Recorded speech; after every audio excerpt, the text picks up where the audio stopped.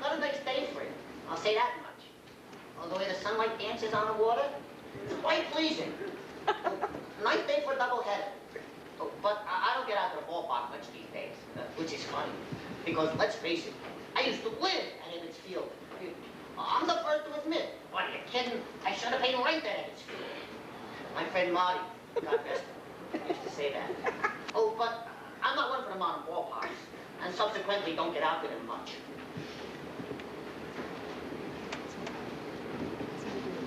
Oh, I still follow the game, of course. I'm still well informed. In my business, it's a must. Hey, in the newspaper business, they eat you alive otherwise. But, all in all, if push ever comes to shove, I'd have to say I am not one for the modern ballparks. Jeez. I hope he lives. Oh, pardon me. My name is Ike. A pleasure. Likewise, I'm sure. Oh, do you have the IRT wine? You know the newsstand by Atlantic Avenue? That's me. Perhaps bought a newspaper for me once. Or an unbreakable pocket. Or one of those little marshmallow chickies around Easter country. I like to close up the stand early on Saturday. Come down to the park. And contemplate the lake.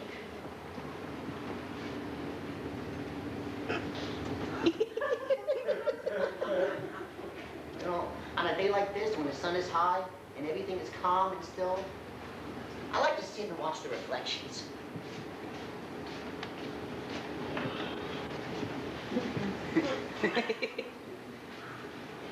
The lake holds the reflections of everyone who ever passed through the park and stopped to think where they came from, or wondered where they was going.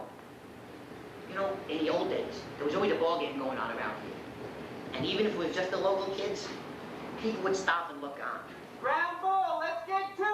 What are you looking at? Swing! Oh, this pitcher ain't got shit! And couples came by here to get their wedding pictures took.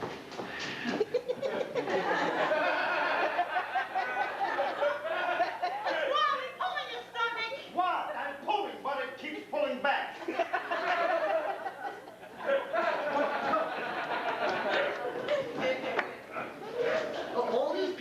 All these people are reflections on the lake. So the reflections get dimmer and dimmer as years go by. But they never completely disappear. Kind of like Dick Habit.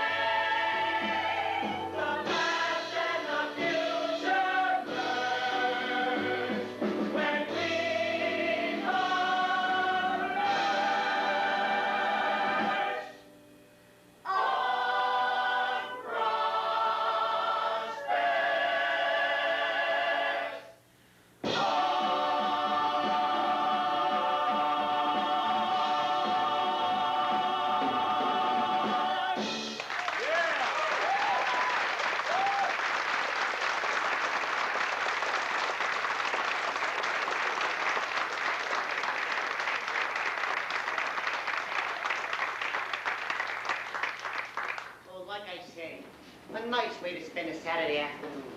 Especially since they took the Bowery Boys off. They were a lot of fun. But enough about me. I want to tell you about something bigger than me. Something I always wanted to tell, but couldn't on account of people usually get up and find a different bench around this point. Oh, but first, before I start, I must ask. Do you clip the coupons? Huh? Oh, you should. These babies, what are you kidding? The money in the bank. Oh, anybody got a useful, Francesco Rinaldi macaroni sauce for the job? 75 cents off the big job. Don't mistake that.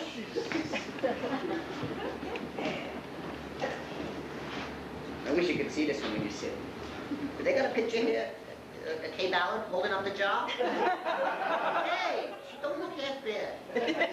Well, considering she ain't getting any younger. Which is neither here nor there, when you consider. And let's face it, ain't none of us getting any younger. Going once, going twice. Brooklyn is famous, as anyone knows. Still gets applause on television shows. It's also the place in which a tree grows. Not too bad, kinda glad for Brooklyn.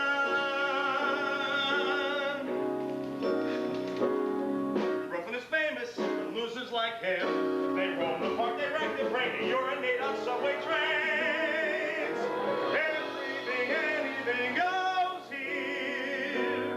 You can shake the tree that grows here and listen to the nuts fall. The desperate pumps, the crazy codgers clinging on to Brooklyn Dodgers. Kind of funny, kind of sad, kind of absolutely mad at Brooklyn. All day by horrifying day. It's lonely and it's cold and the plumbing's getting old. And Brooklyn is famous, it's hard to deny. But I don't know why.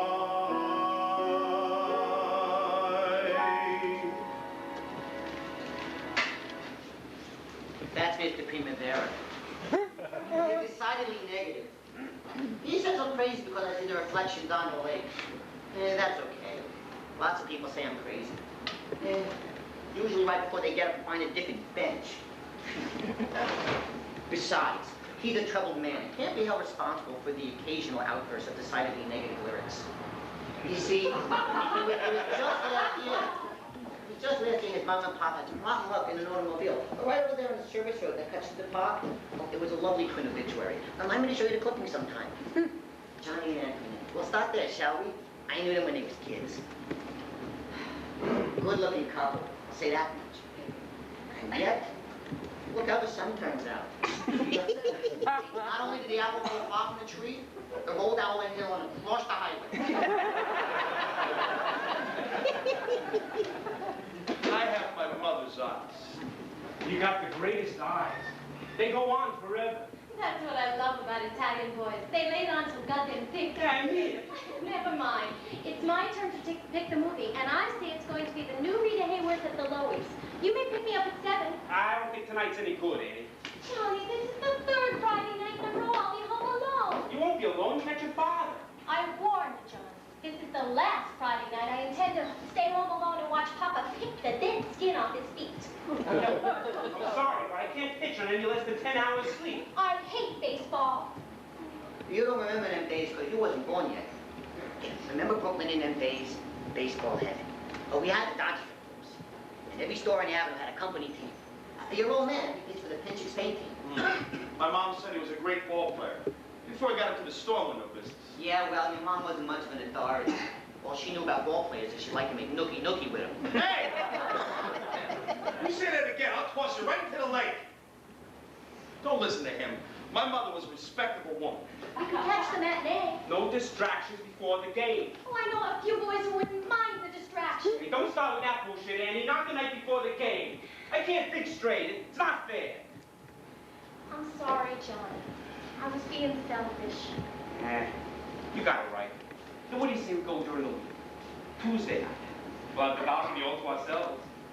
There won't be any lines for the toilets. All right? You still love me? Yeah. You still hate baseball? I should have listened to my mother. May May God God rest rest her. She said the day Papa found baseball was the day she lost her husband. You just wait till I make the big leagues. I'm gonna get you a diamond as big as your fist. We're gonna make the rounds of all the big league cities. I'd like to see Boston, or Chicago, or St. Louis. Yeah, they got some pretty good Italian food in St. Louis. We're gonna see the whole country, maybe even the whole world. Who knows? Maybe we just never come back. I don't know, I kind of like it here. Never get the feeling that you gotta fly. I do, don't you? Out where the horizon fades into the sky. Out there, out there. You'll say goodbye and fly someday. I won't object. These all collect from the Milky Way. Ah, don't be sappy, Antoinette. I won't go without you. I'm happy here. My needs of you. I'm needing a home to call my own when my So take me there, no matter where you need to be. We'll fly away. That's okay by me. Glad you agree. That you gotta fly. I do, don't you? We gotta see what we can see. At least we gotta try. Let's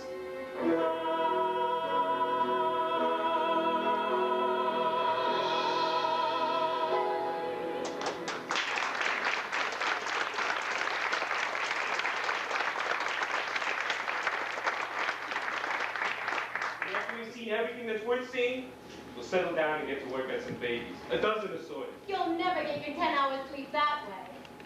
I may like baseball, but I think I'm gonna love making babies even more.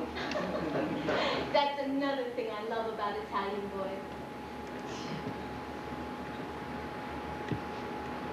I can't get upstairs. Papa's waiting for supper. Yeah.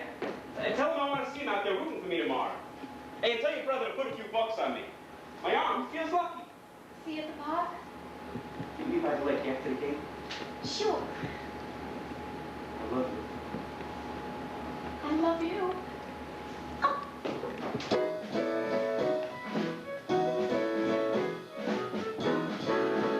At my final reward, when I'm one with the Lord, and I paid for a lifetime of sinning, I'll be some bleacher bum in a full stadium where there's always one more extra inning.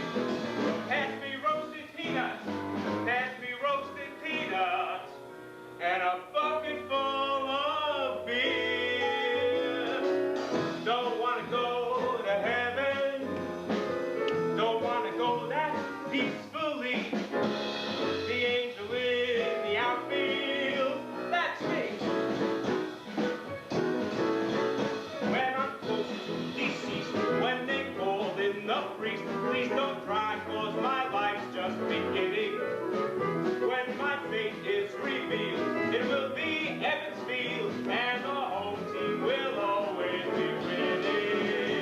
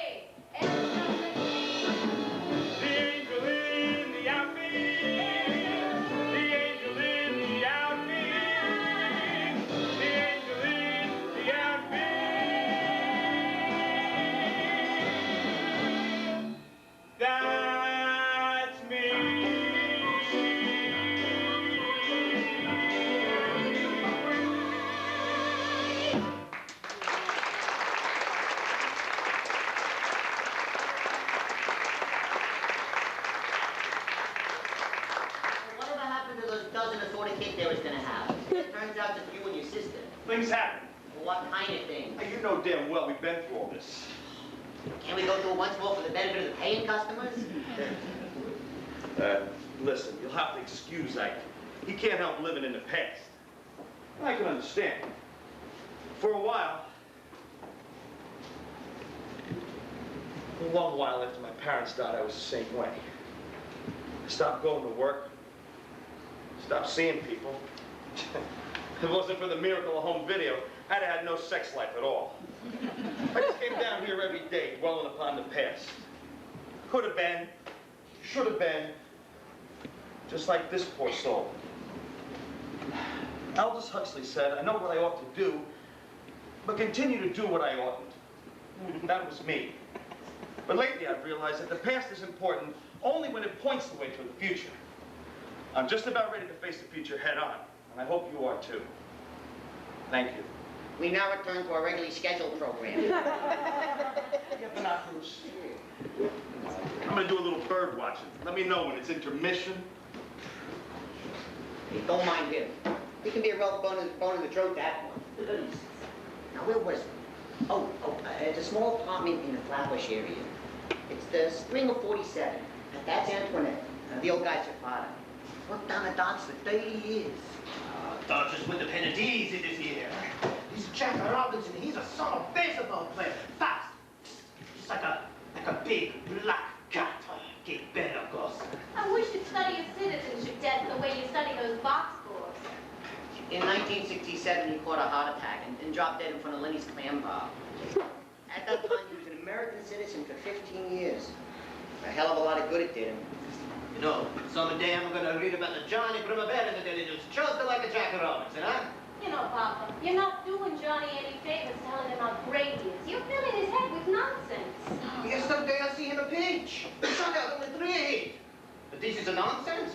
Probably 10,000 boys just like Johnny had 3 hit shutouts yesterday. It doesn't matter. Men in their baseball. Just like your mom, huh? Hey, God bless. Hey, Pop, what's the good word? Annie, how's the baby sister, huh? Que bella fudge. You're only $5, Papa. Funny you should mention that. I was just about to make good. Here you go, sis. A 10 spot. Keep the change. Buy yourself a new frying pan or something. What do you get then, Bob? $10 ain't shit. The tip of the ice cube. Here you go, Pop. Next month's rent. A 50. Hey, don't mention it, old sport. It's a fake. That's legal tender, you old fool. Pasquale, you found a job, huh?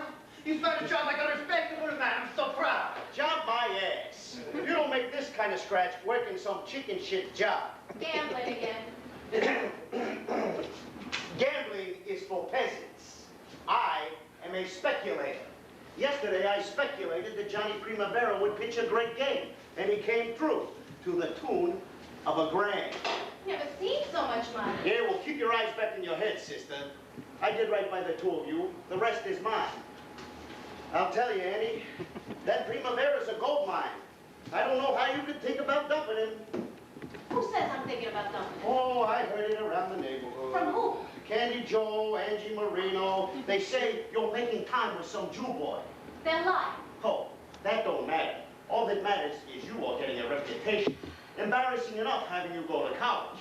But now, you're going to some nice Italian boy for a Christ killer. Hey, you bring shame upon my house. Tell your baseball friends to mind their own business. Oh, just thinking about you, kid. This Primavera's a great guy, and he's dumb enough to make a good husband. Stick with it. I gotta study for my final. What about my supper?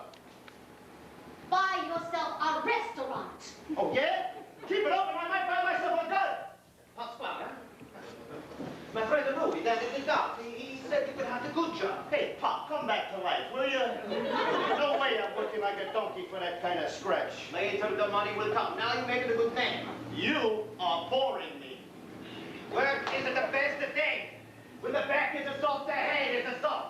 Oh, yeah, you're right. I bet old man Rockefeller comes home every night just like you, all bent over like a goddamn Chinaman. Beautiful.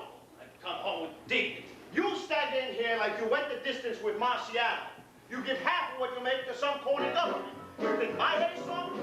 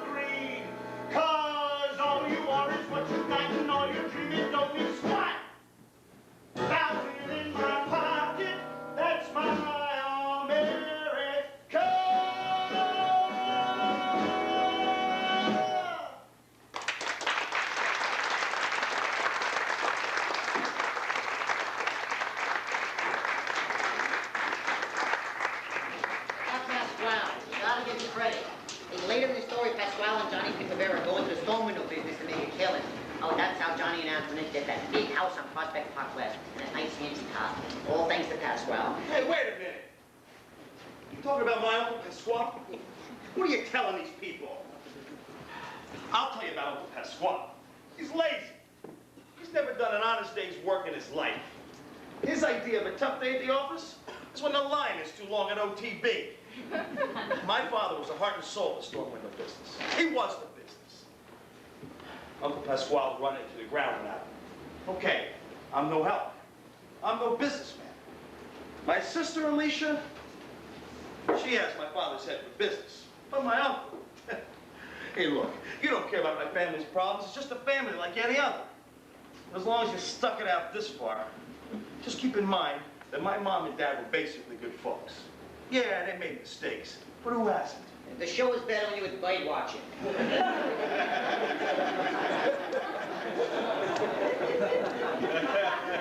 This isn't a show. These people showed up here expecting bosomy chorus girls bouncing around. They want, I'm gonna wash that man right out of my hair.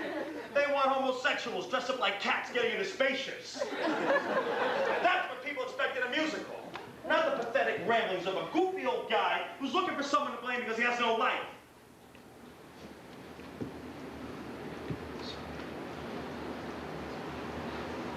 Look, you seem like nice folks. So I'll tell you what I'll do. I'll give you the cliff notes to the rest of Act 1, and then you can go have a cigarette. The second act is better anyhow.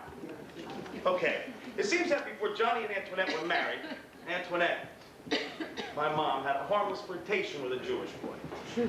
Well, my father didn't take to it so well. He was famous for his temper. So when he finally met up with the Jewish boy, my father decked him. End of Act 1. Andy, bring up the house lights. And smoke if you got it. Let's go. Hey, wait a minute. Not so fast. Bring them down. You crazy? Back. The good thing is they ain't that of a salesman. It would be an old guy out of work, sucks the gas hose, and he plants it.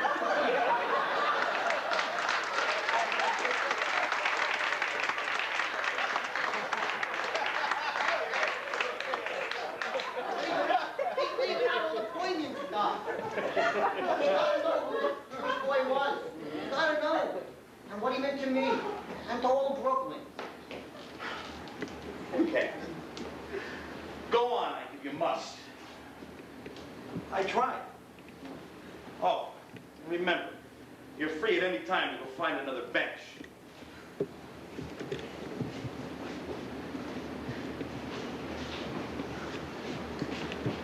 Let's get back to summer '47. When we left off, Johnny Primavera was winning lots of games. Uncle Pasquale was winning lots of money. And Antoinette was pulling double duty with Johnny and a nice Jewish boy by the name of Marty Lieberman. Meanwhile, across town, there's me. At that time, I was residing at the DeKalb Avenue Home for Boys. It was my 23rd birthday when the dean, Mr. Brasco, called me into his office. He says to me, "Hey, my boy, seeing how we do not expect a run on 23-year-old orphans any time in the near future, I'm afraid we're going to have to send you out to make your own way to the world. Happy birthday, and don't let the door hit your ass on the way out." Now, this was devastating, in that I never knew any life outside the orphanage, and I took to wandering. Eventually, a blind man who ran a newsstand took pity on me and gave me a position as apprentice newspaper seller, and I was on my way to an exciting career. You know, I soon took a small furnished room above a Costco on Atlantic Avenue. I was still trying to find myself, and I already looked everywhere twice. As I recall, the 4th of July that year was a hot one. And I was sitting on my fire escape, going over some old bingo cards, while listening to the Dodger game, which was on the radio in the next apartment. Suddenly, in the distance, I hear the sound of the holiday parade making its way up Flatbush Avenue. Though I rarely observe federal holidays, the sound of the marching band is sweet and bright and intoxicating. And the sky, I noticed, was blue. And the sun, I'd never noticed how yellow before. And I think to myself, hey, they called this Independence Day. I couldn't resist. I run down the Flatbush and catch onto the back of the parade. It felt nice, like I belonged to something for the first time in my life. The first cool breeze of the day blew down the avenue, as we all marched in time to that sweet music that was lighting us all down to Prospect Park, which, as I recall,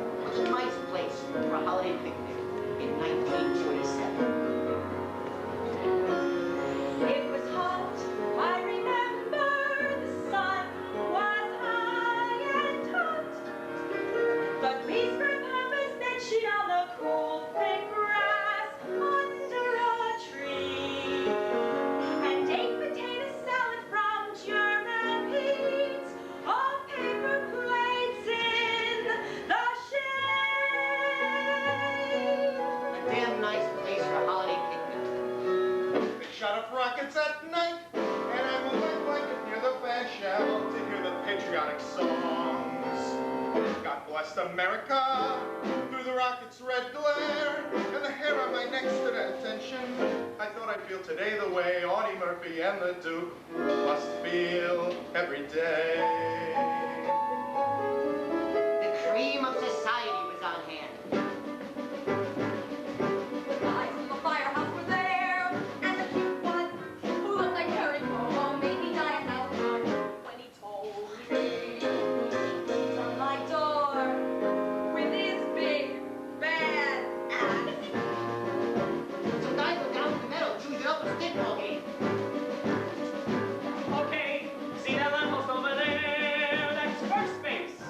Second base, the trash can full of ice and bottles full of beer, and it seems my brother's sleeping in the grass. Over there, moving 2 steps closer to me. He's third base. Careful not to wake him, boys. And then there was the children. Hundreds of them. The kids all on the carousel, dressed in red, white, blue, holiday colors. I thought he was the cutest, of course. He wouldn't wear the little Uncle Santa hat with the elastic string. He was afraid people would laugh at him, so his father wore it instead. He was hoping people would laugh at I remember saying hello to a kid who wrote my name in the air with a sparkler. Imagine me, up in lights. Hey, that ball field, we got a perfect game going. No shit, a perfect game in the seventh. Come on. The centerpiece of the afternoon, the Brooklyn Merchants Baseball League's greatest rivalry. Vintage Pace versus Statesman's Famous in the traditional 4th of July Classic. The new spread of the perfect game, the crowd was 10 deep, sound of power line. That's him, the picture from Nathan. Holy jeez, a perfect game. What's his name? Look at him, 6'2" and shoulders like a moose. What's his name? Where's he from? The Nathan's across New Jersey looks like a goddamn billboard. Who is this kid? Who is he? Where's he from? What's his name? They say he's a Jewish boy. Nah, no way, no how. They just don't build true boys like that. I couldn't see over all their heads. I couldn't see, so I climbed a tree behind home plate. I looked down to the pitcher's mound and saw the man who would change our lives forever. The name is Marty Lieberman.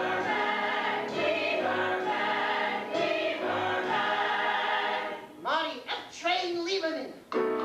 Well, what do you know? A Jew boy.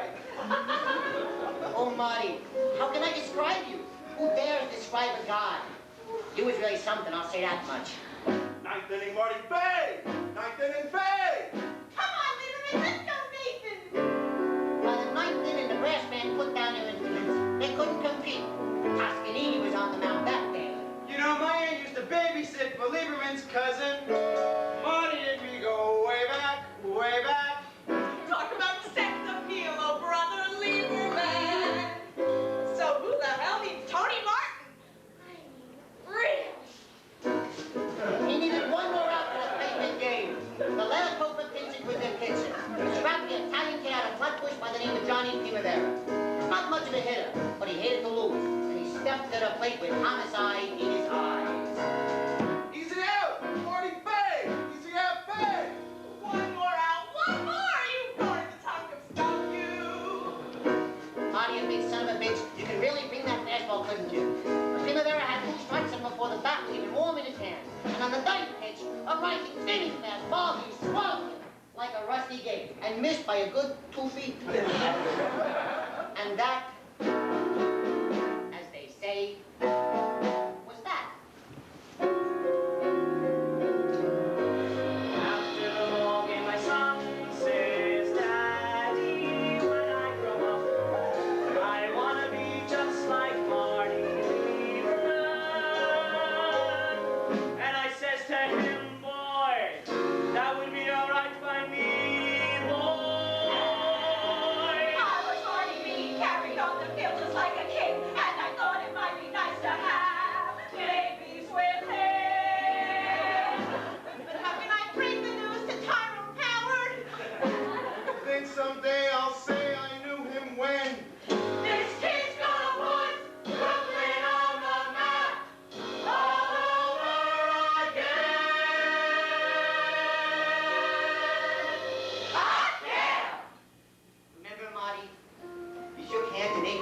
jokes and kiss babies till nightfall, like you was running for mayor. And remember after all the fireworks started, what I done? I brung you a nice cold beer to introduce myself. You told me you were just 18 and lived with your mom out in Sheepshead Bay. We talked, and all along I never got the feeling you were just being polite because, you know, the way I am. You liked me.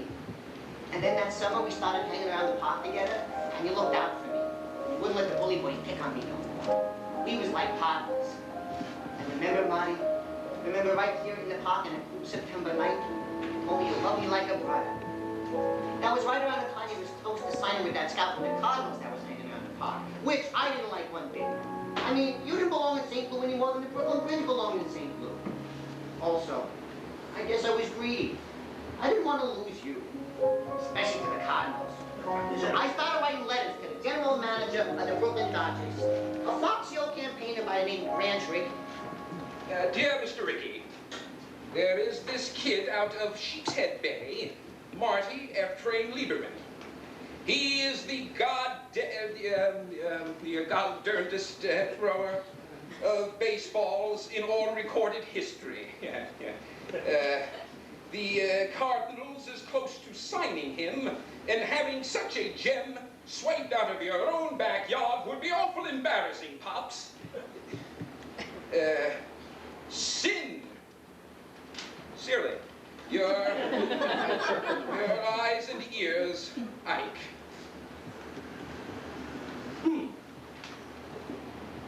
And wouldn't you know, after 200-300 letters like that, the Mahatma, Mr. Rickey himself, came down to the park to see what all the shouts was about.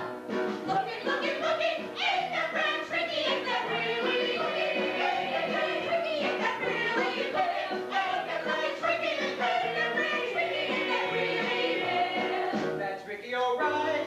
I know those eyebrows anywhere. In a paisley bow tie and a great fedora hat, he kind of looked like FDR in my Uncle Max and the Wizard of Oz, all mushed into one. And when Mr. Rickey passed, the people parted like the waters before Moses. And on that day, Marty, you was great like usual. Another shutout. Mr. Rickey watched with a poker face. Only the little National League pennants dancing in his eyes betrayed him. We didn't sign with St. Louis even though they offered more money than the Dodgers. That's what made Mr. Rickey the greatest baseball man of them all. When the mother bums were talking dollars and cents, he was talking about loyalty and family and the pursuit of excellence. We liked the sound of that. The contract was signed and sealed at the Dodger office over on Montague Street. Hey, that was a goose pimple kind of day, huh, Marty? Scout? Oh, he called me Scout on the counter. I discovered Marty as far as he was concerned. Scout, I just want to thank you for helping to make this day possible. You're a loyal friend to Marty and the Dodgers and the people of Brooklyn. Now, Marty thinks that such loyalty cannot go unrewarded, and well, I couldn't agree more. So, unbeknownst to you, we've added a special clause to the contract. To paraphrase, it states that the day that Marty appears in his first Major League game in a Dodger uniform, you, Scout, will go on to the Ebbets Field payroll in the capacity of usher. You'll be part of the Dodger family for as long as you care to be, and, well, we all hope that's forever. Till then, good luck, and may the good Lord bless you. You really came through for me that day, Marty. The Dodger family. What a break. I mean, let's face it, not too many orphans get adopted at 24. Sure, I recall the summer of 48, the year Truman beat Dewey. And Marty beat everyone else. He pitched his way through Dodger farm clubs like a red hot way through cream cheese. And people here in Brooklyn followed him in the papers and felt so proud. Brooklyn boys.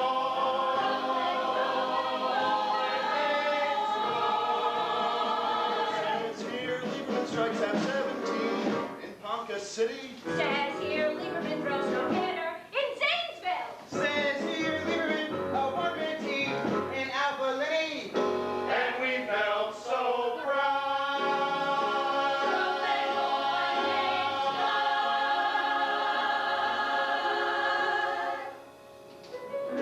The fall of 49, Marty returns to Brooklyn like a conquering Caesar to Rome, sweet Rome. We threw a block party in his honor and he laughed when he autographed my husband's crew cut.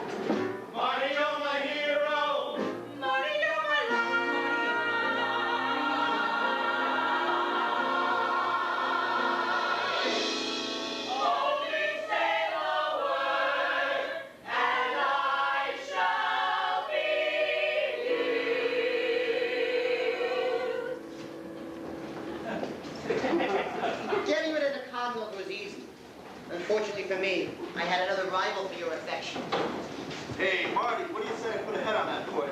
No thanks, Meyer. Gotta watch my figure. Great. That comes to 7 cents. I can hardly wait to tell Mom we're 7 cents closer to that iron lung. Hey, let's go, Marty. She stood you up. Let's give her a minute. Mr. Lieberman? Do you mind? Not at all, honey. What's your name? Did she say when she was coming back? I don't know. She's down the corner getting her hair waxed or some shit. Take a load off. She ain't coming, Marty. She ain't coming. Let's shoot some pool. She'll be here. Marty Lieberman? Yeah? I told you it was him. Hey, Marty, it's a real pleasure. How's your weight feeling, huh? Hey, I'll be in Evansfield in no time. Shit, I don't believe I'm talking to Marty Lieberman. I'm Angie Marino, and this here is my associate, Candy Joanne. How you doing? Why don't you join us at our booth? Thanks, guys. I'm waiting for someone. Come on, there's plenty of room. Hey, Angie, the man says he's waiting for someone. If I know ball players, it's someone of the female persuasion. Hey, Marty, a little bit of bing, bada bang, eh? These ball players make out okay. Shed no tears for this man, huh? So what do you say, Pasquale? How you feel? I don't know yet. Get back to me after the 4th race at Belmont. Those wedding bells are breaking up. That old gang of mine. Hey, pick them all. I'm trying to earn my living here. You mind? Is it true? What? Well, your sister tells me you and Julie's getting serious. Bite your tongue, my faithful sidekick. I am not serious about nothing. You just gotta tell a woman such things now and again. You know, of course I love you, honey. Of course I'll marry you, honey. Now keep sucking.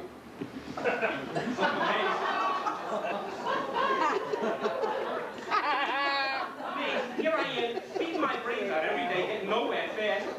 Here you are, cash to spare, diamond ring, no commitments. You never worked a day in your life. How do you do it? It's no secret. Always play a short thing, that's all. Yeah, but how do you know a sure thing? What can I say? I'm gifted. I can smell pavement through a brick wall. For instance, I'm down at Myers before. I'm having a seltzer, this and that. Along comes Buddy Costa. He starts telling me about how he found this truckload of store windows over in Jersey and he wants to move them. He found a truck? A little imagination, huh? I say he found it. Oh, like that time Big Nate found them white walls down by the docks. Along those very same lines, yes. Anyways, I know right off the bat.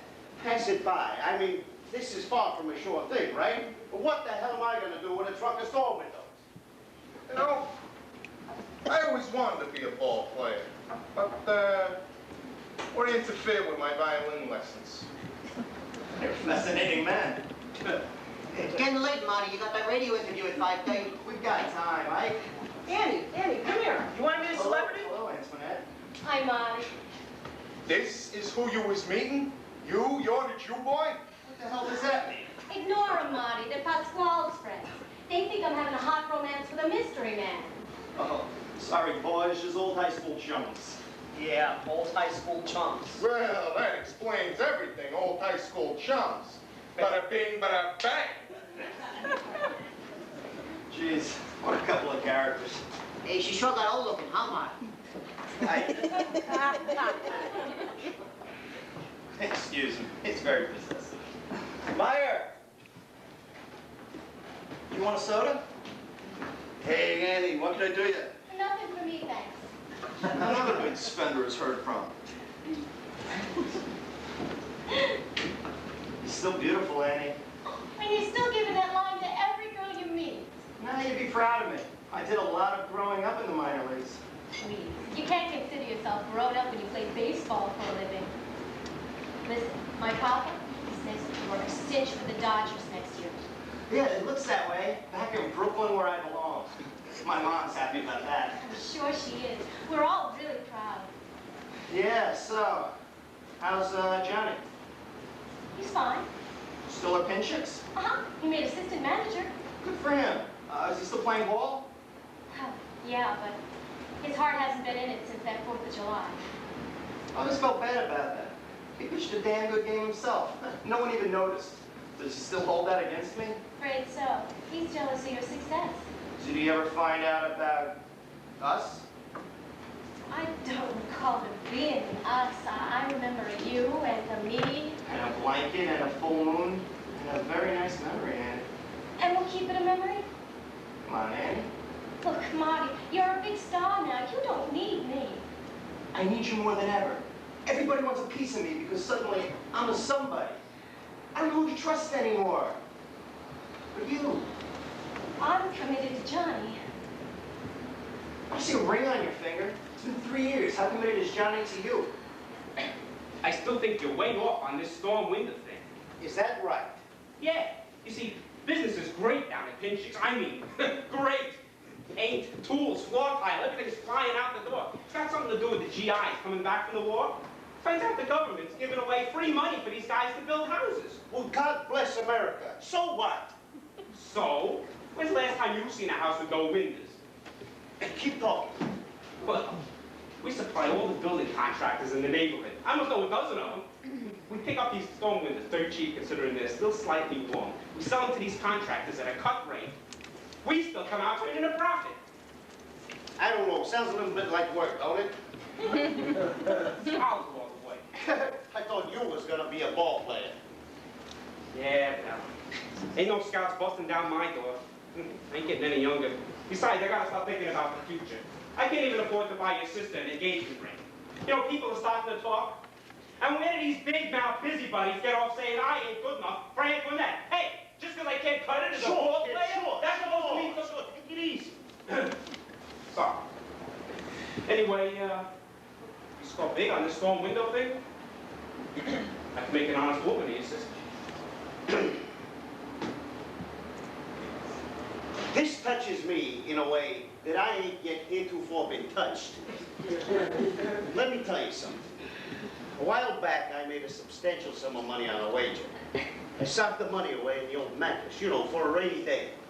But for my sister's sake, I'll be willing to bankroll the whole deal if you do all the legwork. You won't be sorry.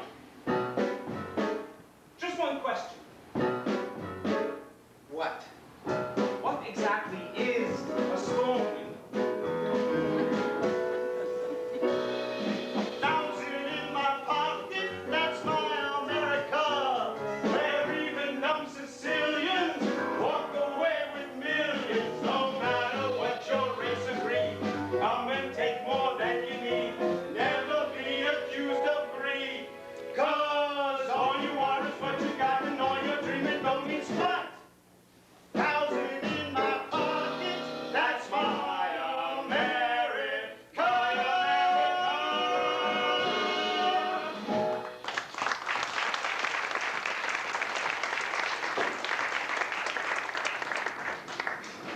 Consider. Name it, it's yours. I'm not too religious. We can raise a kid's Catholic. All I ask is go easy on the innocents. Oh, Marty. I'll make any concession. Listen, I gotta be going. Johnny's waiting home for me. You know, it's funny. That guy is jealous of me because I got the baseball contract and he didn't. You should only know how jealous I am of him. Tell him that someday, when you're old and married. We'll have you over for dinner and you can tell him yourself. Look, I want you to have this. It's sort of a memento of our memory. It's a little baseball. How cute. Yeah, it's solid gold. The boys kicked it and got it for me when I pitched my no-hitter in Zanesville. No, I couldn't. Please, give it a good home. I'd only lose it. Marty, we gotta go. You're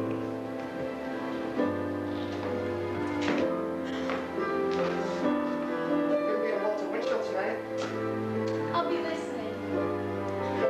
So long, Antoinette. Change your mind, you can find me at Evansfield. Good luck, Marty. Hey, Marty.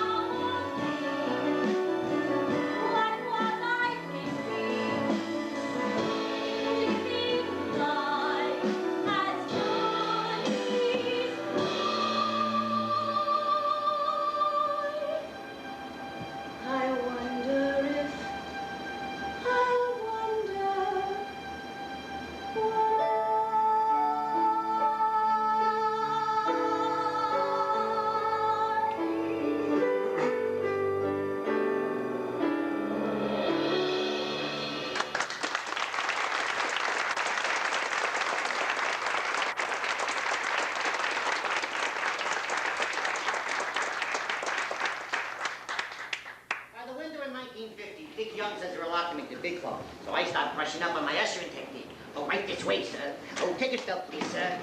Oh, you kid. But I'm serious about being the best usher the Dodger family ever had. I don't want to let Mr. Ricky down. Some good times, huh, Marty? People you never even heard of was invited to birthday parties and bar mitzvahs, supermarket openings, and weddings. And he was too good-hearted to turn anyone down. That's the kind of guy he was. And where you went, I went. Wouldn't get one without the other. Hey, remember that time those newspaper guys took us to the Copacabana? And I stood next to Phil Silvers at the urinal? He was a funny man. He didn't wash his hands, I noticed. What a funny man nonetheless. Yeah, some good times, all right. On a dark December day, and you're shivering when the wind begins to blow, and you feel the sting. That's the time to persevere. It's a shoo-in every year. From the bloom, roses bloom, you can bet on spring. Underneath an April sky, it's a real sure thing. Some bump will push his jaw on the old park swing. Something gives gentle shove, lets you know this might be love. No bumps here every year. You can bet On spring. Give me time, I gotta think. Jesus, I could use a drink. you can bet on spring. Soon I'll be a married man. Boys, the shit has hit the fan. You can bet on spring. On a lazy day in May. After one last fling. With some friendly money down on a diamond ring. When he gets down on one knee, looks he say, promise me you can pay an even price. Baby gets that chunk of ice. She's over for the ride. You can bet on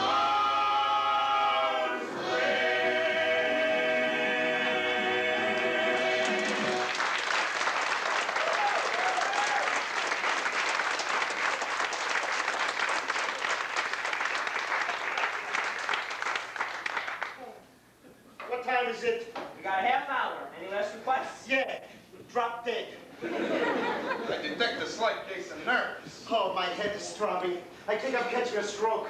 Wow, it's a sure thing. Julie's a good kid. I knew I should have bought that Studebaker when I had the chance. If I would have had a car to do it in, her old man would have never caught us on the couch. You should have reasoned with her. Oh, yeah, sure. You try reasoning with a pissed off old guinea with a steak knife in one hand and your balls in the other.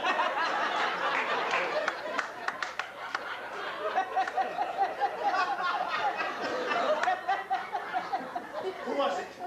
Marty Lieberman. He says he's gonna make it, but he's gonna be a little late.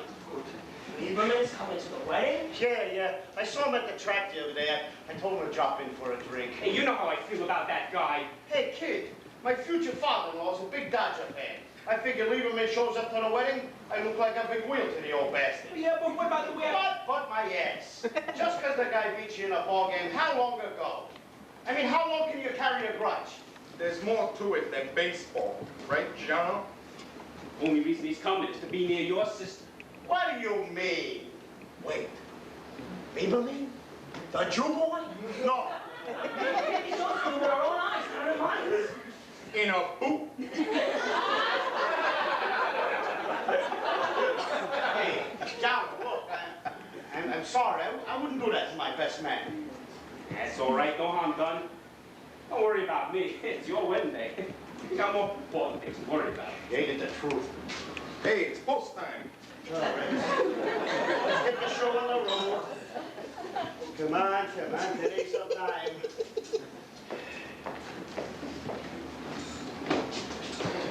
Hey, Johnny, let's not keep the hangman waiting, huh?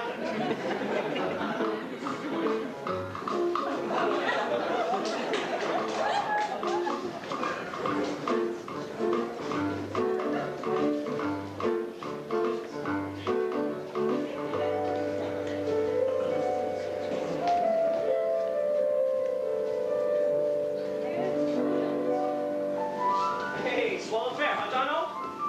Very nice. Some nice tomatoes, huh? Some real snappers. You see Philly D'Onofrio's cousin? What a build! What a mustache. From the neck down, she's Lana Turner. From the neck up, she's the third Smith brother. It don't make no difference. The minute Lieberman shows up, we won't get within 10 feet of a girl, mustache or not. Yeah, girls go to him like flies to shit. He ain't so hot. Listen to this guy.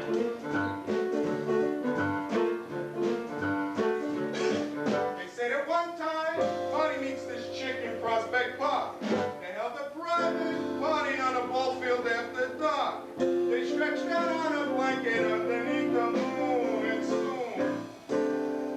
Bada bing, bada bang, the guy got in. Bada bing, bada bang, like Errol Flynn.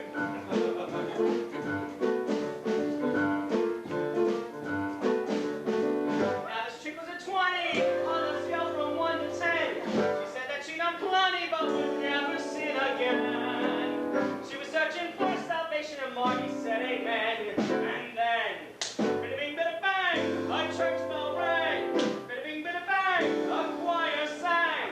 As they rolled across the sod, all she said was, oh my God. Good evening, ladies and gentlemen.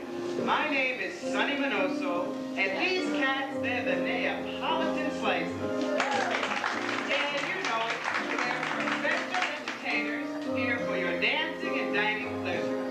We're also available for weddings, sweet 16s, and bar mitzvahs. And my Judea friends out there know from what I'm talking about. We're at Cloverdale 1, 2841. That's CL1, 2841. And now, for the first time as man and wife, Mr. and Mrs. Pasquale Felicio!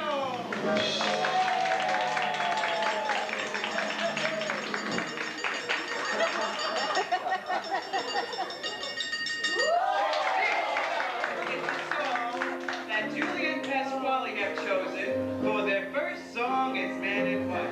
And I love you because you're you. If you were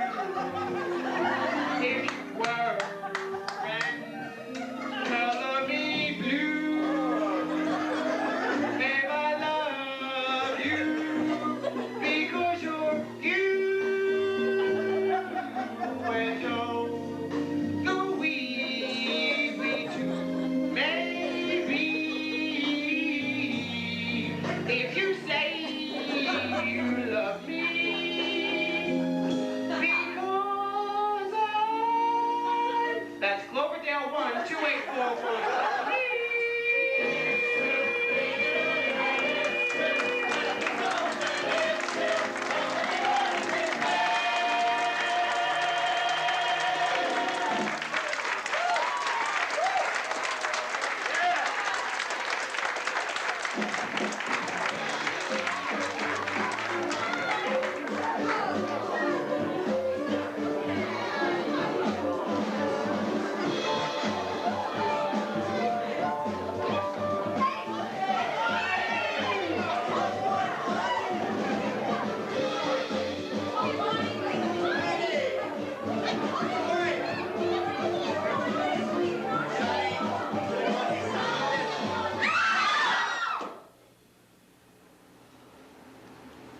I wish I could forget the sight of you falling helpless backwards. I wish I could forget the sickening sound of your elbow hitting square in that tile floor. The god-awful sound of breaking bone. Such things, though, I can't forget. They echo. They left their reflections on the lake. We were having coffee in the kitchen when we read it in the news. He had another cup before he went to tell the kids. Superman just bought the farm. The doctor says he'll never reach again. What will I do? Will Tony Martin still be there for me? I hear this Primavera guy was always a little nutsy. But Jesus, a stunt like that, what can you say? The crazy wop should get the chair. You could never straighten that arm out no more, could you? You just didn't feel important no more, did you? But there was more important things than baseball. I mean, who needs baseball? We was like brothers, you told me. And Marty, a bright, good-looking kid like you, but there was lots of other things. And we always had each other. But it was never like it was. Not without baseball. Some days you was your old self. But then you disappeared for weeks at a time. Never telling me where you was going. Come back all beat up. And one time you just never come back. A few months later, your mom gets this telegram. There's been an accident. The story in the paper said they found you in a Chicago whorehouse, up your neck in empty beer bottles with a bullet in your brain. You had a .38 snub nose and your big stiff hand. I didn't believe that though. They were just trying to sell papers. That was going to be our rookie season in the big league. Instead, without you, the Dodgers lost the pennant to the Phillies on the last day of the 1950 season. That fall, our friend Mr. Ricky, who taught us about family and loyalty and the pursuit of excellence, lost his job. So much for F. Train Lieberman, Ike the Usher, and the Dodger family.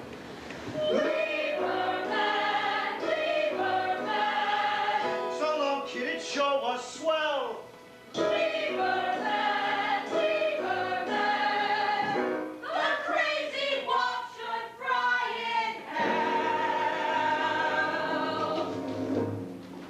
One more thing. Some years later, 1965 to be exact, I'm at the newsstand like usual. I'm scanning through the obits, and I come across an item. Which reads, Ranch Ricky dead. It gets me to thinking of the old days, and how Mr. Ricky tried to do right by Marty and me. So I come down here to the park and think of how things might have been. And suddenly, out there on the lake, there's Mr. Ricky, just standing out there on the water, like it was blowing over him. And I say to him, "Are you dead?" And he says, Why, yes, I am. And how are you? "Thank you," says I. Would you like to share some very nice date night experiences with me? And he says, Date night? No, Scott. I just stopped by to say, well, I'm sorry our deal didn't work out, and well, I feel as if I owe you one. oh, I told him it was quite all right. Let it pass. Since then, we've been meeting here. We talk about life, and baseball, and our friend Marty. And you know, pass the time of day. And over the years, we become quite close. Hell, some of my best friends are dead.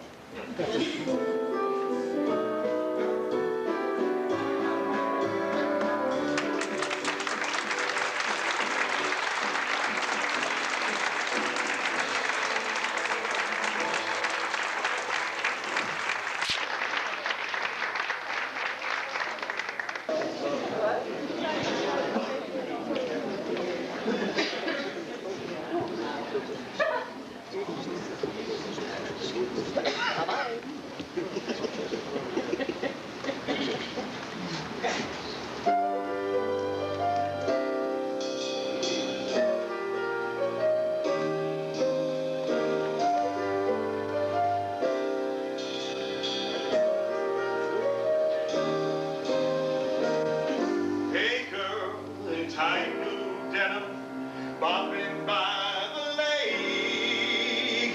Seen better in my dreams, but never wide awake. Though not a man to pray, you bring me to my knees. I like the way you swing and sway in dungarees. That ain't the place in Brooklyn, my Brooklyn, where the girls are good looking. Hey girl, you do Brooklyn proud. I think I love you out loud.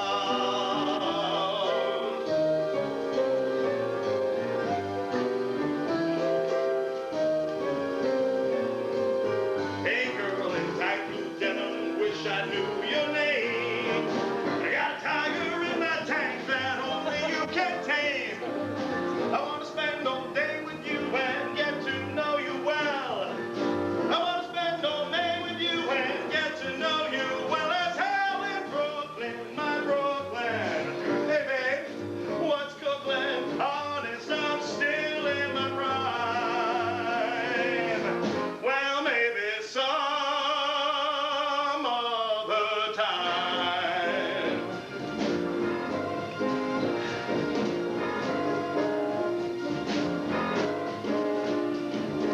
There was a time when I'd chase her and ask her if we'd ever met. There was a time when I'd take her for coffee at Lou's Luncheonette. Those were my glory days, flying high. I'd hear my fan club sign. What a guy! There was a time when I tell her that she has such sad, sexy eyes. There was a time when I tell her I need her and other white lies. There was a time when I tell her that she had such sad, sexy eyes.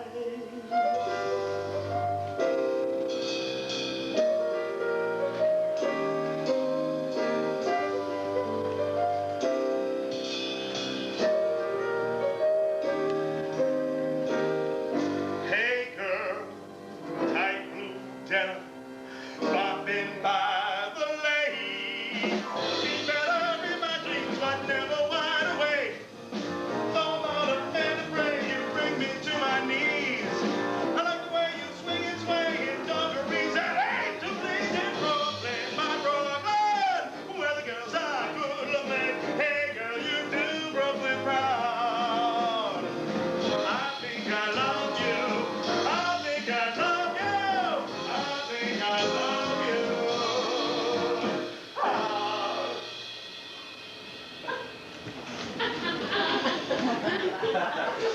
I told you the second act was better.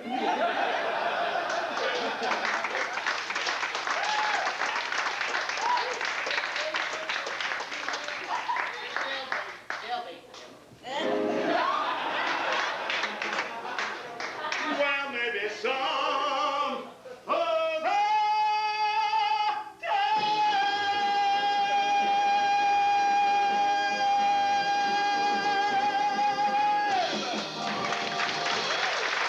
time.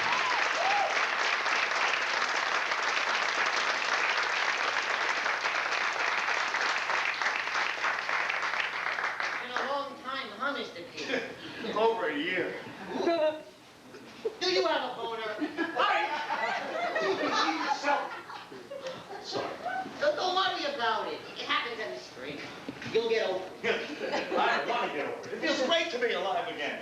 You should try it sometime. Yeah. I'm making a comeback. It's taken nearly a year since my parents' death for me to finally get things back into focus. I don't think that girl would give you the time of day. Why not? You're crazy. Everybody says so. Wait a minute. You see the ghost of Branch Rickey standing on the lake, and he talks to you. And I'm crazy? Hey, do me a favor, right? Keep your mouth shut. You did all the talking in the first act. Let me get a word in. Hello, and welcome to Act 2. Oh, brother, what a cornball. Trickling off the cob. Clip your coupons, Ike. Here's my paper. I beg your pardon. The first act was about living in the past as a means of avoiding the future. In this act, I'd like to talk about using the past as a springboard into the future. It's much more positive. The past in this part of the play, the recent past. Johnny and Antoinette are still around, but the youth is long gone. Uncle Pasquale survived marriage and lives in Jersey with his wife, Julie.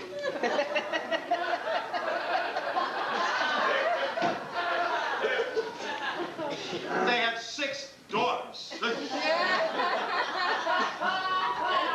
age has given Candy, Joe, and Angie wisdom enough to know that they're not so bright after all. They gratefully accepted jobs in the family storm window business. Their wives, Patsy and Louisa, respectively, are also bright enough to know that their husbands aren't so bright after all.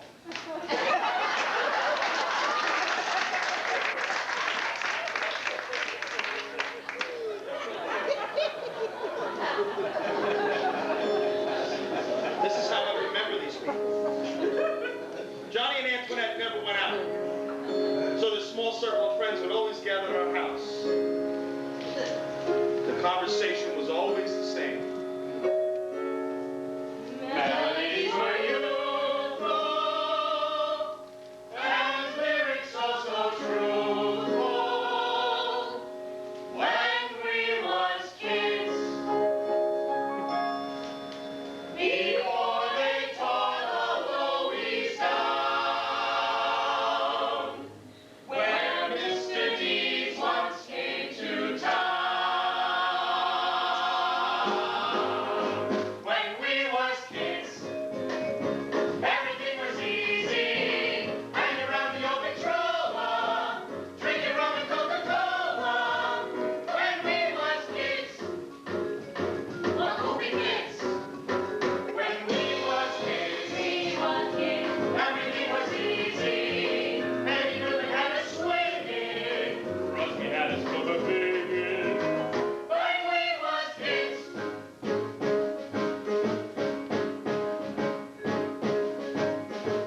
We all melody but couldn't really understand. There was much harmony. That's it. With the Dorsey band. When we was kids. The world was getting lyrical. It's just a shame we never saw there may have been a miracle holier than Artie Shaw. When we was kids.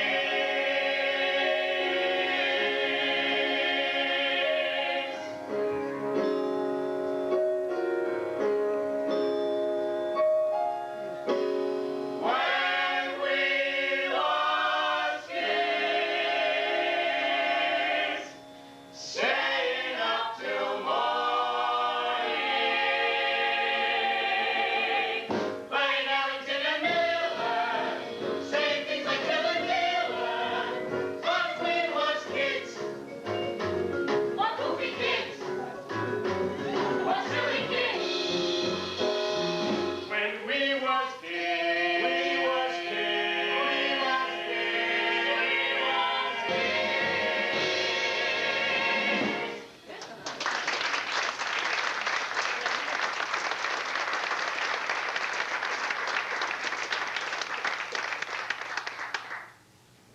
By the time I knew him, Johnny Primavera had already cultivated the indiscriminate nastiness that was to become the hallmark of his later years. My sister and I never knew the naive, innocent young kid who wanted to be a ball player and traveled to exotic ports like St. Louis and Philadelphia. We knew the other Johnny. I know it's a sin to talk against your father, especially when he's dead. Man, was he nasty. He dared people to like him. Answering machines would hang up on him. Stray dogs made a special trip across town just to piss on his tires. I never understood why he was like that. He had a good business and plenty of money. Oh, it's just good to show you. Even when you win the rat race, you're still just a rat. Ike's a funny guy. I came down here one day last year and found him sitting on the bench. He introduced himself, offered me a coupon, and then we got to talking. He told me the story of Marty Lieberman and my father, just like he told you. And we both agreed that it was a strange coincidence that we should meet by chance. Hey, but hey, stranger things have happened. Oh, yeah. As a particular incident, I cite an episode of Petticoat Junction. Where Uncle Joe... Hey, sorry, I can't... No, you have the entire first act to get that one in. It's too late. Well, can I go ride the merry-go-round, Mr. Ricky? Sure. Catch you later, homeboy. Hey, Ike. You give Mr. Ricky my regards. Sure thing. You gotta love him. You know, when I met Ike, he told me how he felt about my father. And then he spit on my shirt. He let loose a big green one like only an old guy with a sinus condition can.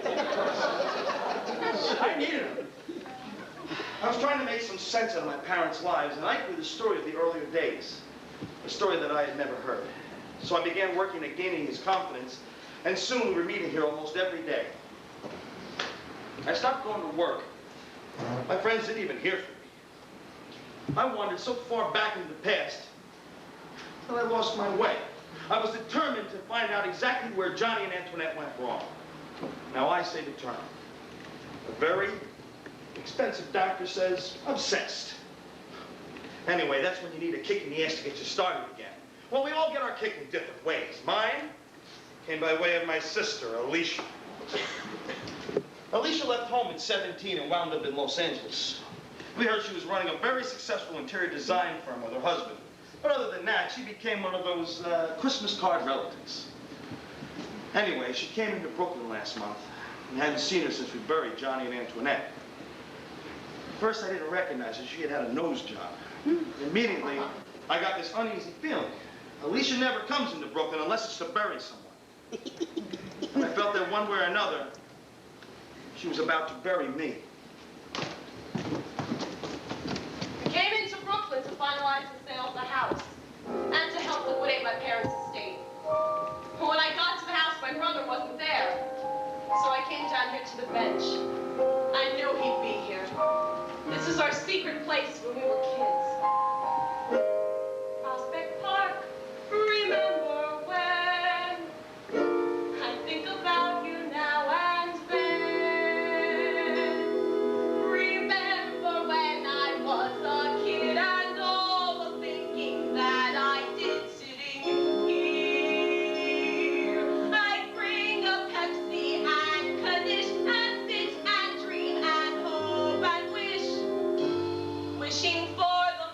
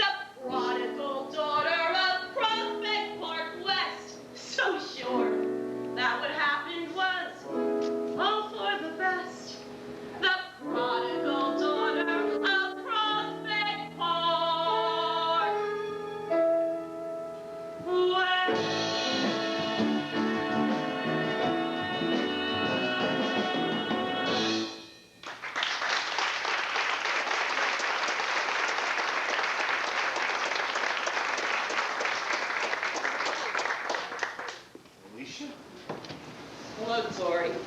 I knew you'd be here sooner or later. What are you? Oh my God. Your nose. Where's the rest of your nose? I'm having a leather crafter make it into a set of luggage. Well, you look good, I guess. You look a little green around the gills. Uncle Pasquale said you were in sad shape, but I didn't expect this. Since when are you talking, Uncle Pasquale? He called the coast last week. Thinks you're losing it, Tori. I heard all the pitiful details. The acute depression, the long stretches of complete inactivity, the full menu, from soup to... Nuts? I work a single. Please don't step on the punchlines. Well, don't think I asked Uncle Pasquale to call you. He had no right. Is it true? You've been sitting here staring at the lake for a year? It's just a suitable period of mourning, that's all. Bullshit. You're heading for a crack-up. You haven't hit rock bottom. This is the fallout shelter beneath rock bottom. Look, I'm fine. I appreciate the visit. Don't flatter yourself. I'm here on business. Well, as long as you're not here on my account. Where's your husband? James and I split last winter. What happened? I found him in our bed with Monty. Who's Monty? I don't know. Some guy who came to fix the sink. Tough break. Those of us living in the real world learn to take these things in stride. You know, one day you're on top of the world, the next day your husband's on top of the Roto-Rooter man. All for the best. Sure, it was only a marriage of convenience. Two star-crossed lovers, just like Sears and Roebuck. Hey, who cares, right? Not like you, Tori. When it starts to feel like I'm taking too much crap, I'm gone. I wouldn't take it from Daddy, and I won't take it from James. Well, be careful. You're running out of oceans to run towards. I make things happen. I don't sit around waiting for the world to cave in on me. Look, why don't you just take care of your business and leave me alone? Fine. I'll need the house keys. Oh, I figured you'd be staying at a hotel. I am. I need the keys because we're showing the house this afternoon. Show it. Hey, we're not selling that house. Of course we are. That's why I'm here. I'll be supervising the sale personally. I'm sure you agree we have no use for that. No use? I live there. Living alone isn't healthy for a man in your condition. My condition? How dare you? After years of total apathy, you think you will walk into town and say... Save it! You can't have it both ways. If you want to duck out of all your responsibilities and come to the park every day and act like a lunatic, fine. Go ahead. But you can't expect to have any say when a big decision comes up. That's a trade-off you make when you resign yourself to playing the ne'er-do-well brother. Please think about this for a second. Where am I supposed to live? New Jersey. With Uncle Pasquale and Aunt Julie. In a pig's ass. You're not selling the house. I won't let you. Don't, Tori. It would be so unpleasant to take you to court and prove you mentally unfit.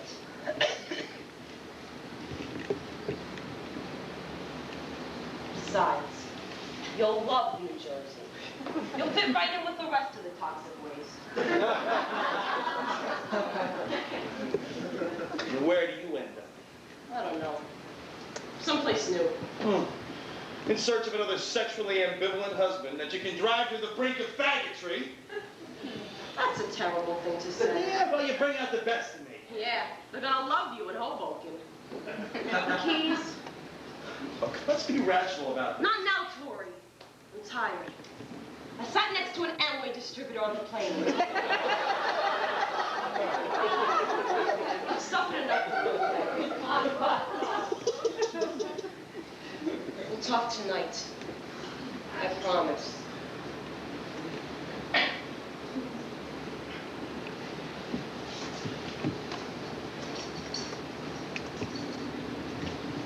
Think I'll take a nap. Is my old room still in order? Mom didn't touch a thing after you left. Yeah, those poor tropical fish.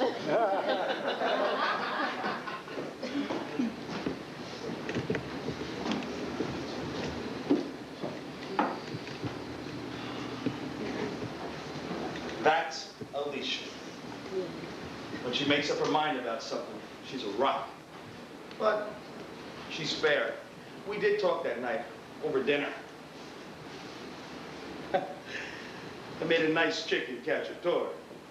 You know, that's the nice thing about having a house guest. It forces you to be somewhat civilized. I mean, the night before, my dinner was half an Entenmann's crumb cake and some olives over the sink. Anyway, after the initial unpleasantness, it wasn't too bad. After a few days, I finally convinced her to move out of the hotel and into the house.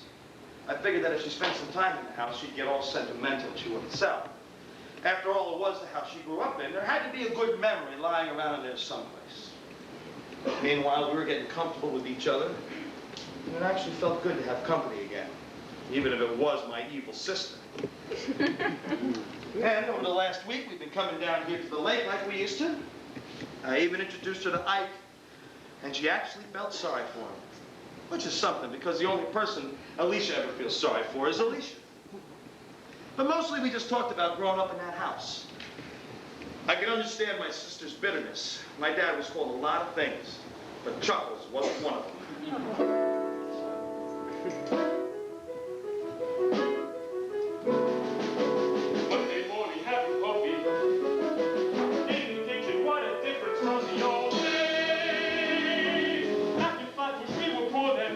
Poor but happy, now I'm happy. Rich but happy, now I'm happy. Lots of money. I'm in business and it's booming and I'm happy. I'm still happy.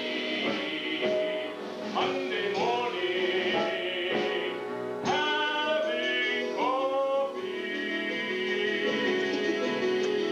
I hope I'm not disturbing you too early this morning, Mrs. Primavera, but I have so many stops to make, and you were first on my list. Of course, Mrs. Hubbard. Would you like some coffee? Well, tea if you have it. Certainly.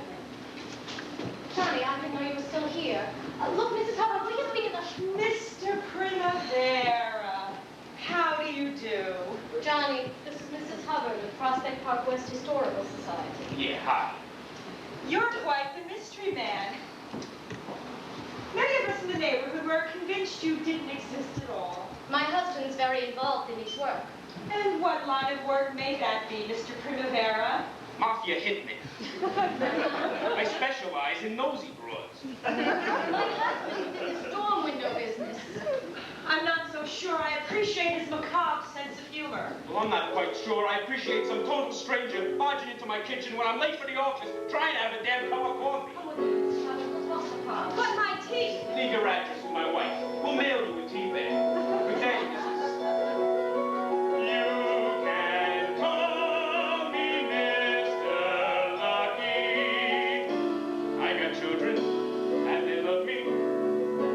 My son Tori went to college.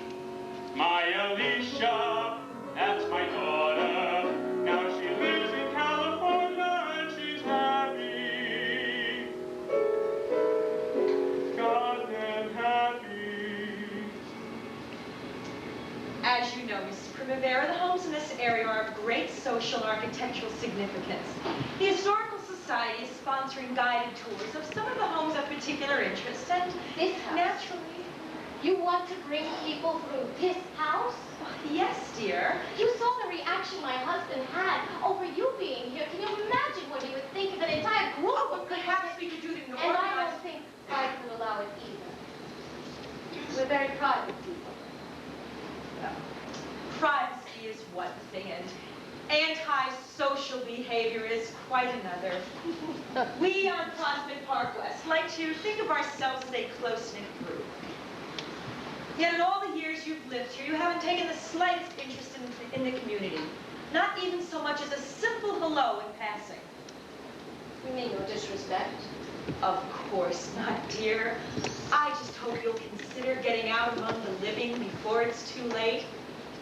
There's nothing quite so sad as people of a certain age learning how to say hello just when everyone else is saying goodbye. Good day, Mrs. Hubbard. The tea bag is in the mail. People hate me. They despise me. From the old days back in Flatbush. Good old Marty blew his brains out. They still blame me. They're still out there, out to get me. They despise me, drive me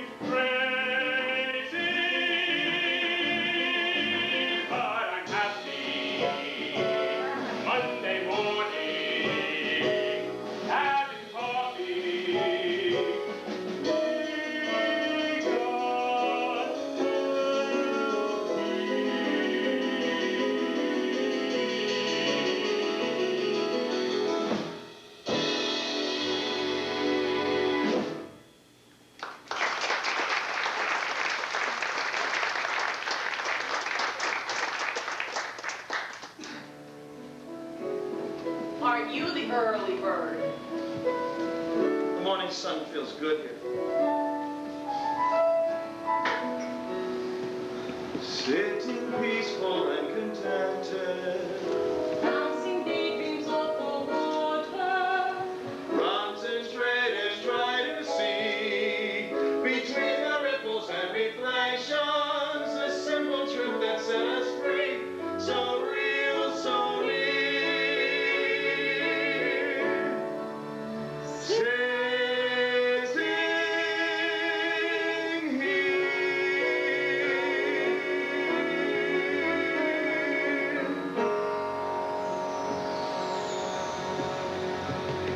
Where's Ike? He went across to the zoo to find Mr. Ricky. They sometimes ride the merry-go-round together. Tori, is Ike all right? How so? Well, as I understand the story, this Mr. Ricky is dead, right? Since 1965, yes. What do you make of it? Well, obviously, Ike never got over Marty's death. Never having a family, Marty represents the first time in his life where he felt wanted, like he belonged. He always says, "We was like brothers, what are you kidding?" Mr. Ricky's a father figure that he clings to for comfort. But the truly important question is, what's in the bag? Some leftovers, right? He said he loves your cooking. That's when I first suspected he wasn't sane. Have you been complaining? Did I miss something? Is asking for seconds some ironic LA way of complaining? I admit, you're a good cook. You're gonna make someone a fine little wife one day. Dad used to get on me about that. He used to catch me going through Mom's recipe file and accuse me of being effeminate. Oh, no. As if whipping up a quick Western omelet somehow compromised my manhood. But you stood there and took his shit like always. Antoinette, your son is Dennis. Dennis, the boy's a cinder block. You should have punched him. Just once. A cinder block? Couple gives birth to cinder block. Some fucking crime.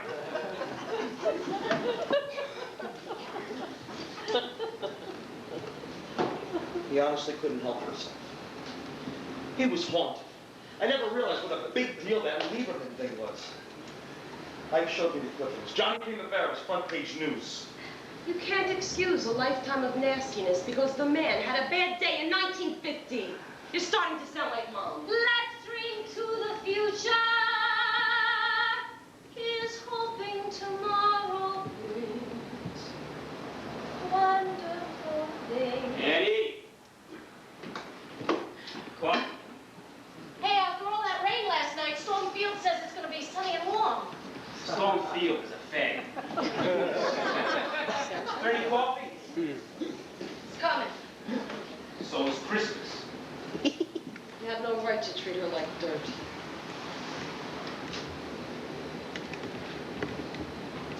Did you love Mom? Maybe. But I pitied her so much. I don't know where the pity left off and the love began. So pathetic. Crawling off the alleged sewing room after Dad left for work.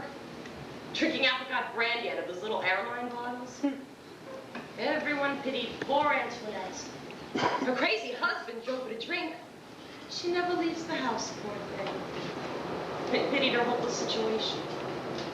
But the real pity is, she didn't have the guts to walk away from it. Sometimes it takes a lot of strength just to stick around and make some changes. Oh, please, Hey, Tori. I lived in that house with him, and I'm telling you, during that week before the accident, she was a different person.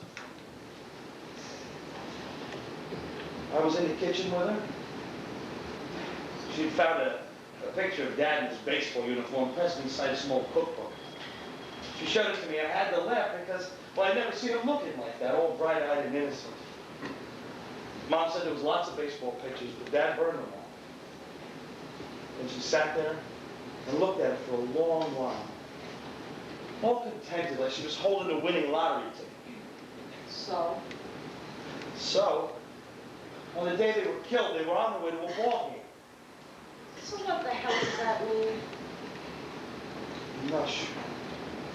But it meant a lot. Listen, you should get dressed. They'll be here soon. Cool. Pasquale, Candy Joe, Angie, the wives, they're coming over for coffee and Danish. I laid out for 8 box seats. I gotta feed them too. What, these bastards can't afford breakfast on what I pay them? They want to be friendly. And besides that, Patsy's bringing the Danish. How the hell did I get hooked into this? I should be at the office. Johnny, please, we made progress this week. Please don't spoil it. 30, 40,000 people. Baseball fans. And the bastards with the yearbooks and the statistics and the goddamn newspaper clippings. Ain't that him? Ain't that the crazy wop that busted up Marty Lieberman? Johnny, no one remembers. It's been so long. No? I'm still getting hate mail. In the phone calls. Not medias. Listen, everyone has either forgotten it or is dead except you. Ballpark my ass. I'm going to work. No. You indulge me. Tell me we got a future together. Do you remember what it was like before you even met Marty Lieberman? We used to make plans. You wanted to go places, see things. The world's spun around a million times since then. It's a wonder we don't all fall down from the dizziness. Oh, we still got a little future left, but we gotta go and look for it. Remember the baseball days. Remember what it was like to expect something out of life. Take me to the ballpark, Johnny. Take this first step. It'll be easy. You'll be free. Take this first step and you'll be whole again. Take me out to the ball game. Take me out to the crowd. Not today, Antoinette. Not today. I need a little time. What a baseball day, I'm a kid again. What a day was starting over. Have you been drinking, dear? Or do you think what used to be will ever be again?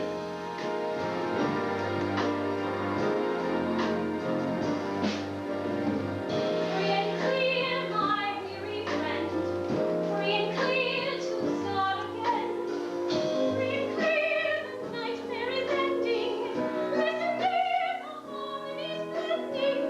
Can you hear the songs we used to sing in Blackwood? Turn the page, act your age. All this fuss for just a silly game. How can you tell me that? When all the dreams you ever had were dreams of baseball. That was different. That was 1947. We were young and free. Times are changing. I guess I'm not the dreamer that I used to be. So let it stop, let it drop, let me rage in my cage, slam the door and throw away the key. What a baseball day! I'm a kid again! What a day for starting over! Why must you torture me when every dream we ever had was left in darkness? Stop!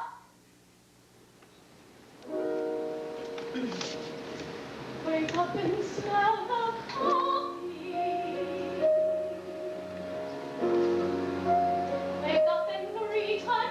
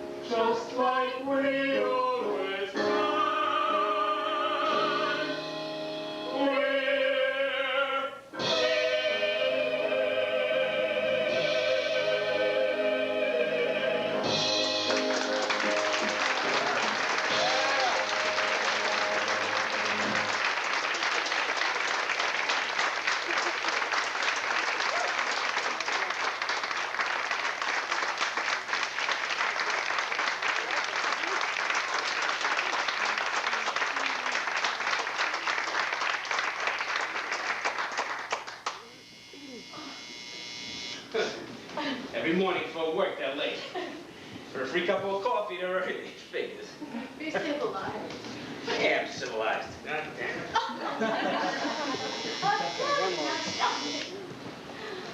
Oh my God, thank you. Look.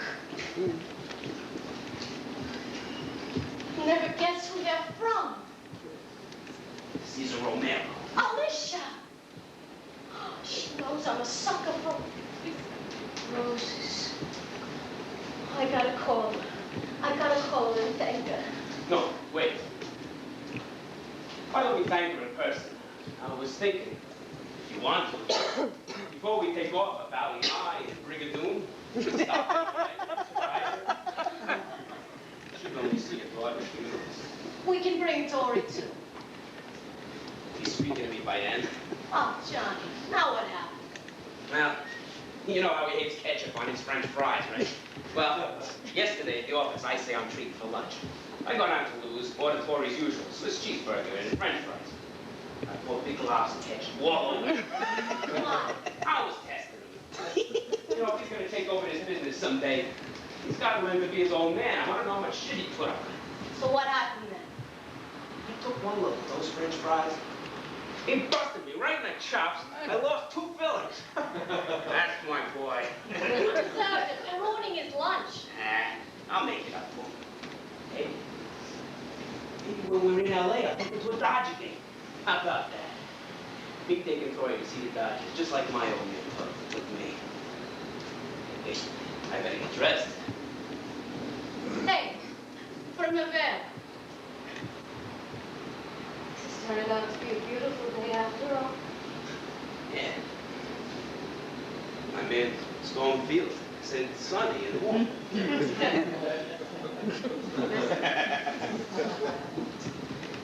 Why did you send the roses?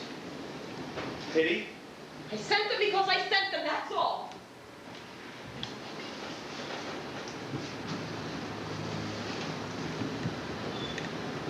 When we came back to the house, after the funeral, I saw them wilting in a vase, and I was so relieved they got there in time. Imagine the FTD man showing up at a house full of mourning relatives, the dozen long-stem roses for the deceased, and a card that says, "Have a nice day." You always loved her, didn't you? I was starting to work on it.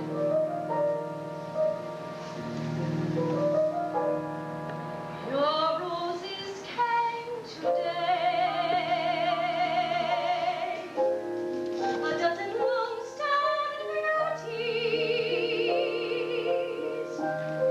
seeming awful shame. Roses red hot flame. I look and I see an indigo hue.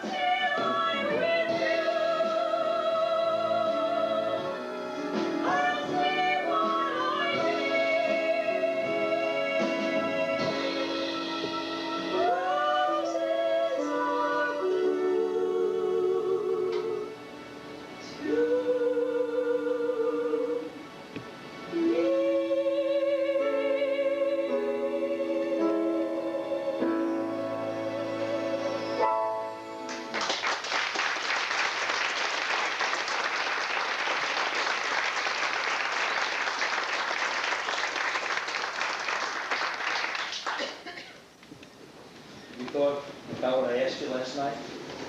Yes. Well, how about it? I don't think so, Tori. I couldn't live in the house full time.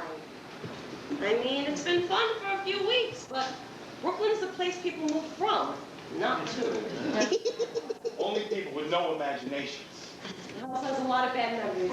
And at least one really good one. The day of the ball game. The day of the roses. We should try to rebuild what's left of our family on the strength of that memory. And the hell with everything else. Oh, come on, Leash. You can't sell that house. Suppose we don't sell. Suppose I move in permanently. What the hell am I supposed to do in Brooklyn? Well, I know of a storm window business that could use a little bold, innovative leadership. You expect me to sell storm windows? Jesus, Tori. Only until we get back on our feet. Just undo all the damage that Uncle Pasquale and I have done, and we'll take it from there. Come on, Leash, it's a family business. Uncle Pasquale, Aunt Julie, Candy Joe Anthony, Angie Marino, they all count on that business for an income. Oh, and, isn't Candy Joe your godfather? You got me a case of Barbie dolls off the back of the truck once. And you want to see him out of a job? Where do people that age go with business falls? Stick around for a while, Leash. We'll have a few laughs. See? Still fits like a glove. Yeah, too bad it don't fit like a jacket. Still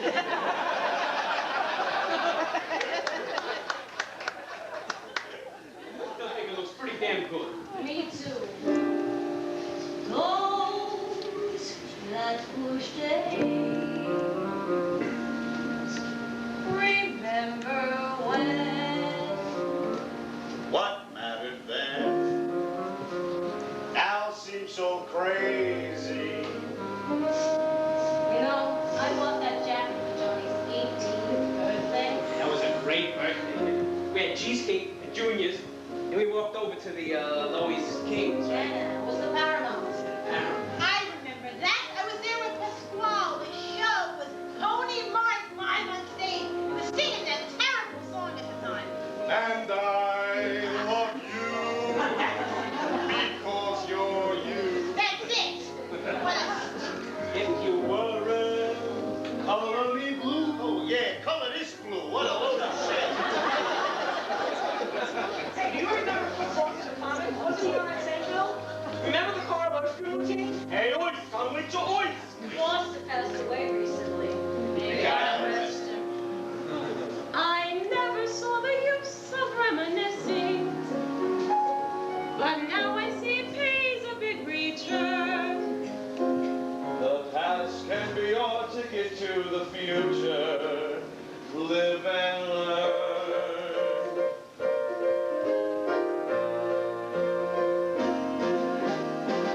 Those Flatbush days, remember when? What mattered then? Now seems so crazy. Little things like paying rent, to think of all the days we spent without a cent, when subsequently each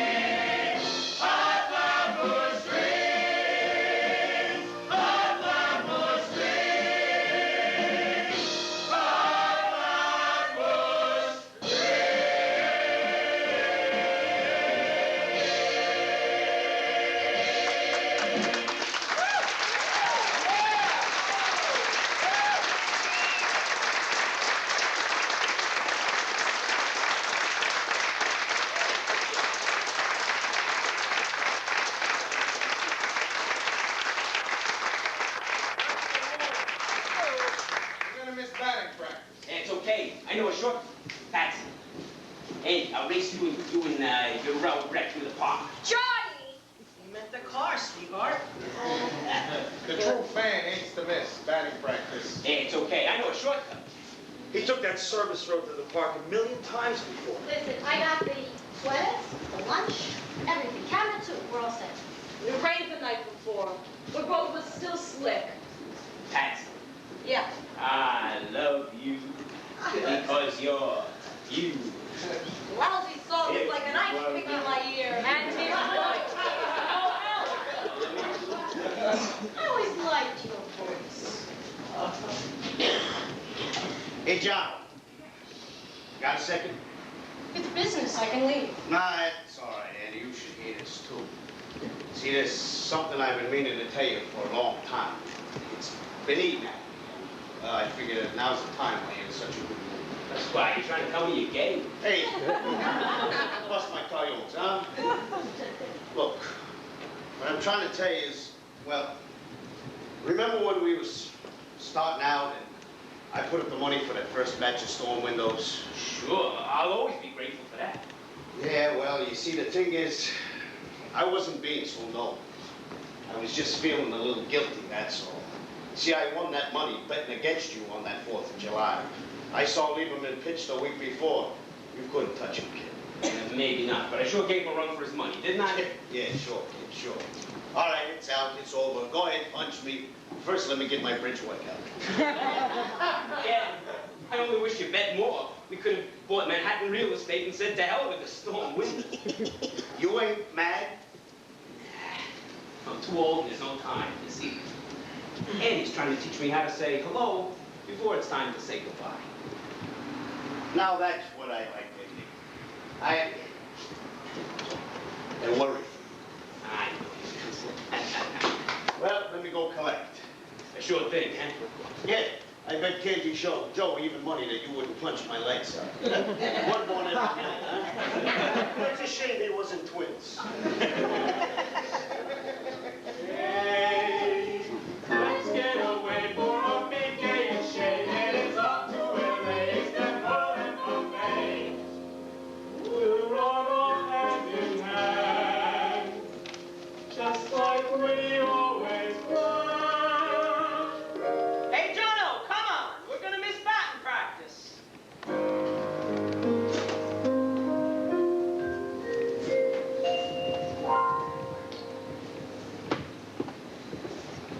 10 minutes later, wrapped around a tree in Preston Park. The road was slick. He always drove too fast. Hiya, kids. We got a nice day for you. I'll say that much. How's Mr. Ricky? He didn't show. I'm used to it. Mr. Ricky's a real busy guy. Hawaii. I've got something for you. Look what I came across in my mother's jewelry box. Lottie's pin. I ain't seen this in 40 years. It's yours. Get at it. Honest? You're the last living Marty Lieberman fan, Ike. You deserve it. We was like brothers, but you kidding? Hey, Ike. I'm not going to the ball game. Mets and Astros today, 1:35. How about it? Since when are you a baseball fan? I'm not really. I just thought since Mom and Dad never made it, maybe we could. Hey, Ike, I got a ticket here with your name on it. No, like I say, I'm not one for the modern ballparks. It'll be fun, Ike. Come on, don't be a fool. No, I'm okay. Maybe Mr. Ricky will stop by later. I'm fine. Hey, it'd be a sin to waste a ticket, Ike. I want you two to go and enjoy. Maybe I'll go down the corner later and get up a game of punch bowl or something. Okay. There's your lunch in the bag. Well, thanks, Puss. And thanks for the pin. It means the world to me. As long as you're happy. We'll see you later. Howdy do, Scout. Well, Mr. Ricky, how nice of you to come. Hey, look, it's Mr. Ricky. What's the matter? Can't you see him? Sure. Sure, we see him, Ike. Let's all have a nice little chat. Unfortunately, Scout, I must be brief. I'm in transit. Oh, I told you, he's a real busy guy. So what's on your mind, sir? Unfinished business, my boy. Remember the promise I made you those many years ago that you would be part of the Dodger family for as long as you cared to be? The Dodger family? Do you hear this? This must mean I'm gonna get a job at the Dodger Stadium. That's in California. Hey, all the big TV personalities attend the games. I the usher to the stars. Oh, right this way, Mr. Rickles. Oh, tickets to please, Mr. Zimbalist Jr. I'm afraid that would be beyond my grasp. My influence in baseball circles has greatly diminished since my death. Perfectly okay. Who needs California anyhow? I just as soon stay here with you. I'm afraid that would be impossible. You won't be seeing me anymore. I fulfilled my promise and now I must go. You want to find you again, sir? Well, I promised you a family.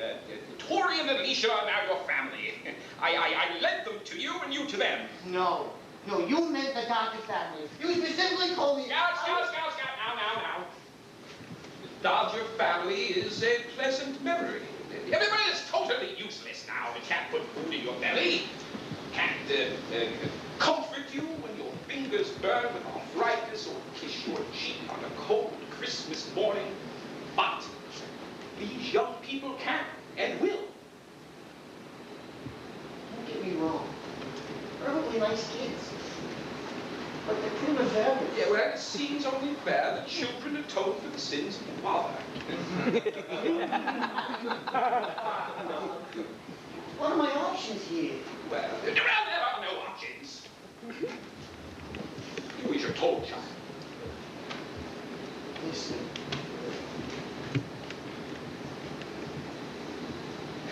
It's a nice day for a ball game. I wish I could go with you, Scout. What did you say? Well, weighty matters must be attended elsewhere. I must go where I am needed. Too bad. We had some good times together. When we and Marty made a pretty good team, I'll say that much. Mr. Ricky, I want you to have this. It'll remind you of Marty.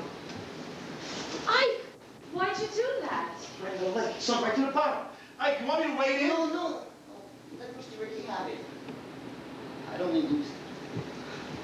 Now go. The future begins today.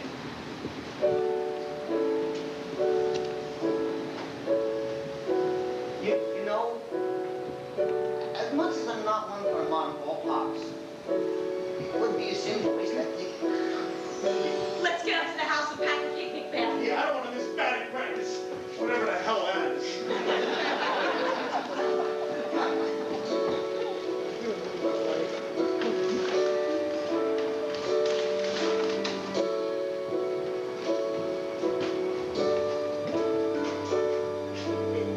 It's been nice to know you, Mr. Ricky. I'm sure I'll be happy to bring it down. But do me a favor, huh? When you get to where you're going, if you happen to bump into Marty, tell him I was asking for him, would you?